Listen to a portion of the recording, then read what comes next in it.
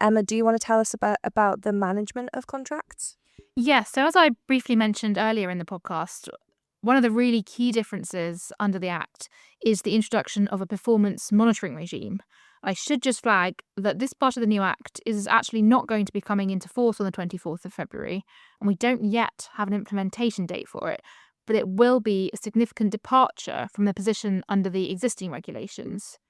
So as things stand, the award of a contract essentially is the end of a story.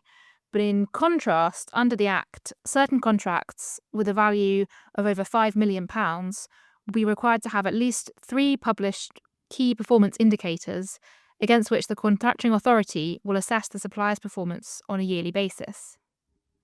Okay, that sounds interesting. So how is performance monitoring going to take effect in practice?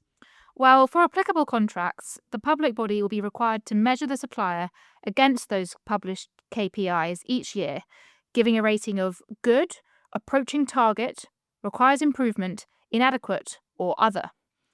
Not only will performance be assessed, but significantly, the public body will also have to publish a contract notice indicating how the supplier has performed.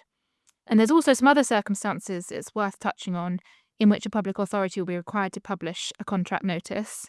So firstly, where the contracting authority itself considers the supplier is not performing the contract satisfactorily. We might see suppliers looking to challenge these notices, especially because a supplier could be excluded from tendering for other public contracts if a poor performance notice, has been published in respect of it.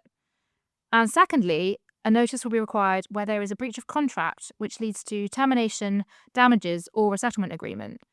And in respect of the latter point, this is certainly quite a departure from the confidentiality provisions which usually apply to settlements entered into in respect of contractual disputes between parties. And I suppose we don't really know yet exactly how all these things will operate in practice, but the publication of an adverse assessment or a contract breach notice is likely to be of significant detriment to a supplier and may well be open to legal challenge.